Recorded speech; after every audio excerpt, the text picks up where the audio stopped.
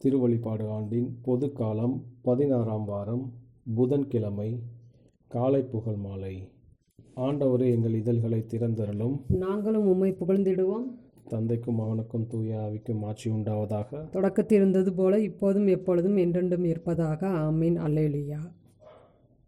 அழைப்பு பல்லவியும் அழைப்பு திருப்பாடலும். அனைத்துலகோரை ஆர்ப்பரித்து வாழ்த்துங்கள், ஆண்டவரை மகிழ்ச்சியுடன் வழிபடுங்கள். அனைத்துலகோரை ஆர்ப்பரித்து வாழ்த்துங்கள், ஆண்டவரை மகிழ்ச்சியுடன் வழிபடுங்கள். வாருங்கள், ஆண்டவரை புகழ்ந்து பாடுங்கள், நமது மீட்பின் பாறையை போற்றி ஆர்ப்பரியுங்கள். அவர் திருமுன் நன்றியுடன் செல்வோம், புகழ் பாக்களால் அவரை போற்றி அகமகிழ்வோம். ஏனெனில் ஆண்டவர் மாண்புமிகு இறைவன், அனைத்து தெய்வங்களுக்கும் அனைத்திற்கும் மேலான பேரரசர்.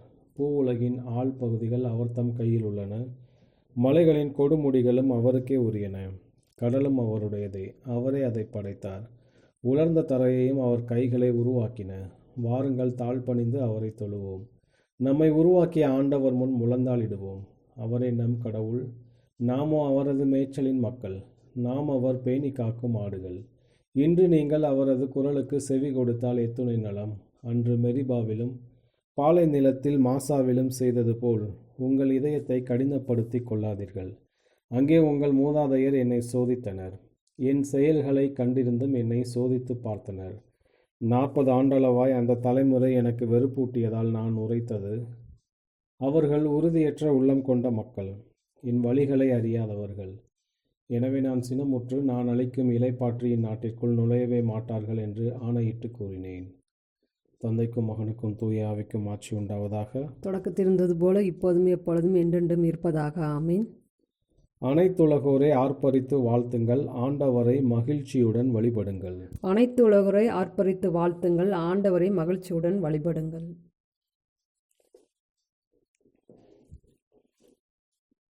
பாசுரம். வையக நிறுவிய வல்லவனே இறைவா, இலங்கிடும் விண்வெளி எல்லாம் அமைத்தீர். இரவுக்கு நிலவினை ஒளி தர வைத்தீர். பகலை ஆதவன் ஆளவும் செய்தீர். காரிருள் இரவு கலைந்து போனது, பாரினில் எழிலும் மலர்ந்ததுவே. வீரியமுடனே விழித்தெழும் உள்ளம் கோரியவற்றை செயல்படுத்திடவே. இதயம் நிறைந்து புகழ் இசைக்க புதிய நாள் எம்மை அழைக்கிறது. உதய ஒளியை விட ஒளிரும் உளத்துடன் இதமாய் இன்னிசை பாடிடுவோமே. வழுக்கும் வழியை தவிர்த்து நடப்போம், இழுக்கு நினைவை புறக்கணித்திடுவோம். வழிச்சொல் நாவை பாழ்படுத்தாமல் இழிவு சொல்லையும் விலக்கிடுவோமே.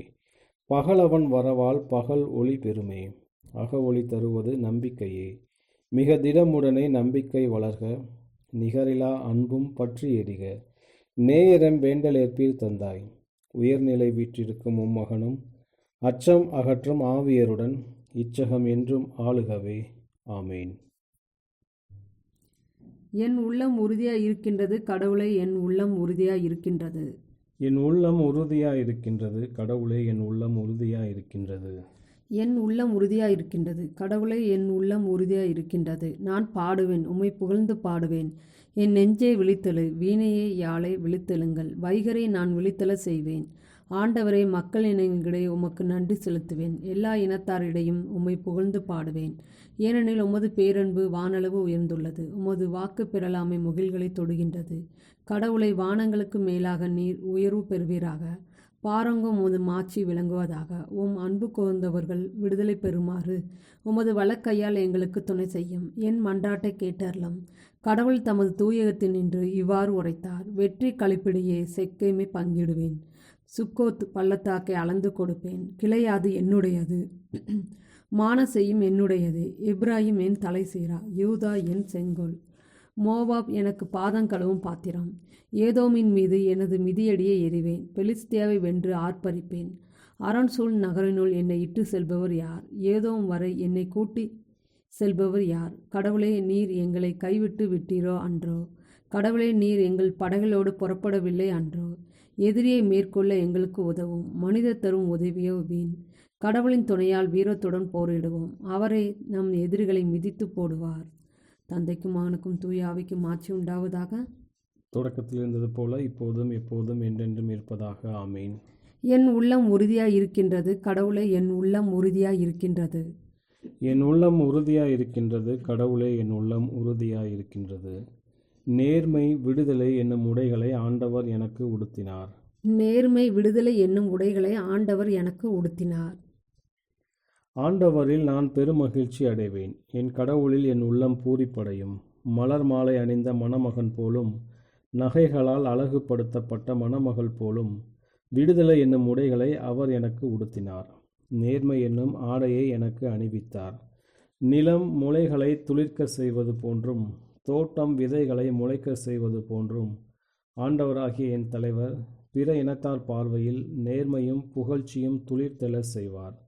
சீயோனின் வெற்றி வைகறை ஒளி எனவும் அதன் மீட்பு சுடர் விளக்கெனவும் வெளிப்படும் வரை அதனை முன்னிட்டு மௌனமாயிரேன். எருசலேம் பொருட்டு செயலற்று அமைதியாயிரேன். பிற இனத்தார் உன் வெற்றியை காண்பர். மன்னர் யாவரும் உன் மேன்மையை பார்ப்பர். ஆண்டவர் தம் நாவினால் சூட்டும் புதியதோர் பெயரால் நீ அழைக்கப்படுவாய். ஆண்டவரின் கையில் நீ அழகிய மணிமுடியாக திகழ்வாய். உன் கடவுளின் கரத்தில் அரச மகுடமாய் விளங்குவாய். கைவிடப்பட்டவள் என்று இனி நீ பெயர் பெற மாட்டாய். பாழ்பட்டது என இனி உன் நாடு அழைக்கப்படாது. நீ எப்சிபா என்று அழைக்கப்படுவாய். உன் நாடு பெயுலா என பெயர் பெறும். ஏனெனில் ஆண்டவர் உன்னை விரும்புகின்றார். உன் நாடு மனவாழ்வு பெறும். இளைஞன் கன்னி பெண்ணை மணப்பது போல உன்னை எழுப்பியவர் உன்னை மணந்து கொள்வார். மணமகன் மணப்பெண்ணில் மகிழ்வது போல உன் கடவுள் உன்னில் மகிழ்வார். தந்தைக்கும் மகனுக்கும் தூய ஆவிக்கும் ஆட்சி உண்டாவதாக. தொடக்கத்தில் இருந்தது போல இப்போதும் எப்பொழுதும் என்றென்றும் இருப்பதாக. ஆமென். நேர்மை விடுதலை என்னும் உடைகளை ஆண்டவர் எனக்கு உடுத்தினார். நேர்மை விடுதலை என்னும் உடைகளை ஆண்டவர் எனக்கு உடுத்தினார். நான் என் வாழ்நாள் எல்லாம் என் கடவுளை புகழ்ந்து பாடிடுவேன். நான் என் வாழ்நாள் எல்லாம் என் கடவுளை புகழ்ந்து பாடிடுவேன்.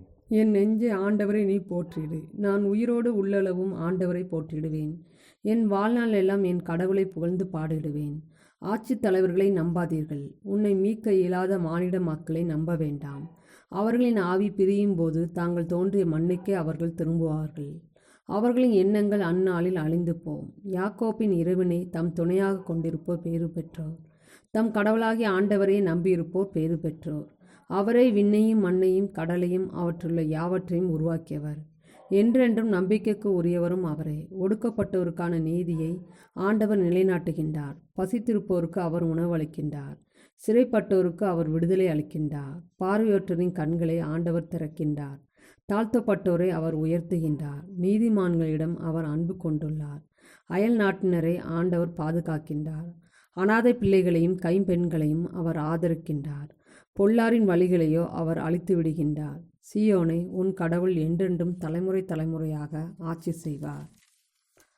தந்தைக்கும் மகனுக்கும் தூய ஆவிக்கும் ஆட்சி உண்டாவதாக. தொடக்கத்தில் இருந்தது போல இப்போதும் எப்போதும் என்றென்றும் இருப்பதாக. ஆமீன். நான் என் வாழ்நாள் எல்லாம் என் கடவுளை புகழ்ந்து பாடிடுவேன். நான் என் வாழ்நாள் எல்லாம் என் கடவுளை புகழ்ந்து பாடிடுவேன். இணை சட்ட நூலிலிருந்து வாசகம். மேலே விண்ணிலும் கீழே மண்ணிலும் ஆண்டவரே கடவுள். அவரை தவிர வேறு எவரும் இலர் என இன்று அறிந்து உங்கள் உள்ளத்தில் இருத்துங்கள். நான் இன்று உங்களுக்கு கட்டளையிடும் அவரது நியமங்களையும் கட்டளைகளையும் பின்பற்றுங்கள். ஆண்டவரின் அருள்வாக்கு. இறைவனுக்கு நன்றி. எல்லா காலத்திலும் நான் ஆண்டவரை புகழ்வேன். எல்லா காலத்திலும் நான் ஆண்டவரை புகழ்வேன். அவரது புகழ் எந்நாளும் என் இதழ்களில் இருக்கும். எல்லா காலத்திலும் நான் ஆண்டவரை புகழ்வேன். தந்தைக்கும் மகனுக்கும் தூய ஆவிக்கும் ஆட்சி உண்டாவதாக. எல்லா காலத்திலும் நான் ஆண்டவரை புகழ்வேன். முதல் வாசகம்.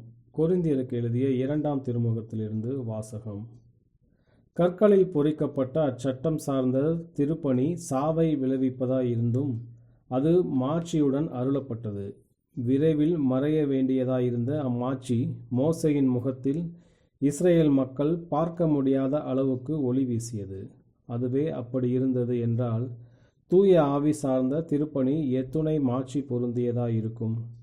தண்டனை தீர்ப்பு அளிக்கும் திருப்பணியே இத்துணை மாட்சி பொருந்தியதாயிருந்தது என்றால் விடுதலை தீர்ப்பு அளிக்கும் திருப்பணி எத்துணை மாட்சி நிறைந்ததாயிருக்கும். அன்றைய மாட்சியை ஒப்புயர்வற்ற இன்றைய மாட்சியோடு ஒப்பிட்டால் அது மாட்சியே அல்ல. மறையப்போவது மாட்சி உடையதாய் இருந்தால் நிலையாக இருப்பது எத்துணை மாட்சி மிகுந்ததாய் இருக்கும். இவ்வாறு நாங்கள் எதிர்நோக்கி இருப்பதால் தான் மிகுந்த துணிச்சலோடு செயல்படுகிறோம். மறைந்து போகும் ஆட்சியை இஸ்ரேல் மக்கள் காணாதவாறு தம் முகத்தை முக்காடிட்டு மறைத்து கொண்ட மோசையைப் போல் நாங்கள் செய்வதில்லை. அவர்களின் உள்ளம் மழுங்கி போயிற்று. இன்று வரை அந்த பழைய உடன்படிக்கை நூல்களை அவர்கள் வாசிக்கும்போது அதே முக்காடு இன்னும் அகற்றப்படாமல் இருக்கிறது. கிறிஸ்துவின் வழியாய்தான் அது அகற்றப்படும். இன்று வரை மோசையின் திருச்சட்டம் வாசிக்கப்படும் போதெல்லாம் அவர்களின் உள்ளத்தை ஒரு திரை மூடியிருக்கிறது. ஆனால் ஆண்டவர் பால் திரும்பினால் அந்த திரை அகற்றப்படும். இங்கே ஆண்டவர் என்பது தூய ஆவியாரை குறிக்கிறது.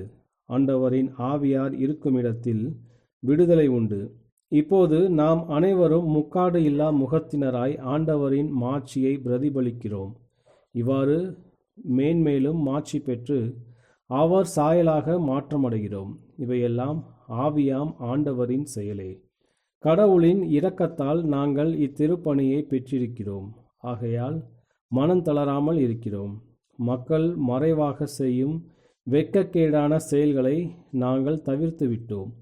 எங்கள் நடத்தையில் சூழ்ச்சி என்பதே இல்லை. கடவுளுடைய வார்த்தையை நாங்கள் திரித்து கூறுவதில்லை. மாறாக உண்மையை வெளிப்படையாக எடுத்துரைக்கிறோம். இவ்வாறு கடவுளின் முன்னிலையில் நல்ல மனசான்று கொண்ட அனைவருக்கும் நாங்கள் எங்களை பற்றி நற்சான்று அளிக்கிறோம். நாங்கள் அறிவிக்கும் நற்செய்தி அழிவுறுவோருக்கே அன்றி வேறு எவருக்கும் மறைக்கப்பட்டிருக்கவில்லை. இவ்வுலகின் தெய்வம் நம்பிக்கை கொண்டிராதோரின் அறிவு கண்களை குருடாக்கிவிட்டது. எனவே அவர்கள் கடவுளின் சாயலாய் விளங்கும் கிறிஸ்துவின் மாட்சி பொருந்திய நற்செய்தி ஒளியை காண முடிவதில்லை. ஆண்டவரின் அருள்வாக்கு. இறைவனுக்கு நன்றி. இரண்டாம் வாசகம். இறை அரசே, ஆவியின் சமாதானமும் மகிழ்ச்சியும். கிறிஸ்துவை பிரதிபலித்தல் என்னும் புத்தகத்திலிருந்து. கேடுகட்ட இவ்வுலகை பின்னுக்கு தள்ளிவிட்டு உங்கள் முழு இதயத்தோடு ஆண்டவரிடம் திரும்புங்கள். அப்பொழுது உங்கள் ஆன்மா இளைப்பாறும். ஏனெனில் இறையரசு என்பது ஆவியின் சமாதானமும் மகிழ்ச்சியுமே. உங்கள் இதயத்தினுள் ஒரு பொருத்தமான குடியிருப்பை நீங்கள் தயாரிப்பீர்களாகில் கிறிஸ்து உங்களிடம் வந்து உங்களுக்கு ஆறுதல் அளிப்பார். அவரது மாட்சிமையும் அழகும் உங்களிடையே உள்ளது. அங்கு குடியிருப்பதில் அவர் மகிழ்கின்றார். ஆண்டவர் அவ்வப்பொழுது மனிதனின் இதயத்தை சந்திக்கின்றார். அங்கே சுகமான உரையாடலையும் வரவேற்கத்தகுந்த ஆறுதலையும் அபரிதமான சமாதானத்தையும் விந்தையான நெருக்கத்தையும் மனிதனோடு பகிர்ந்து கொள்கின்றார். ஆகவே பிரமாணிக்கமுள்ள ஆன்மாவே வா, உன் கணவர் உன்னில் குடிபுக உன் இதயத்தை தயாரித்திடு. ஏனெனில் அவர் கூறுகின்றார், என்னை அன்பு செய்பவன் என் வார்த்தையை கடைபிடிப்பான். நாங்களும் அவனிடம் வந்து அவனில் எங்கள் குடியிருப்பை ஏற்படுத்துவோம். கிறிஸ்துவிற்கு அறையை திறப்பாயாக.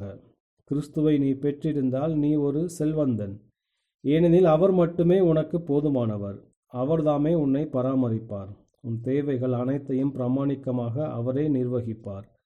மனிதரில் நீ நம்பிக்கை வைக்க தேவையில்லை. உன் நம்பிக்கை அனைத்தையும் இறைவனில் வைத்திடு. உன் பயமாகவும் உன் அன்பாகவும் அவரே விளங்குவாராக.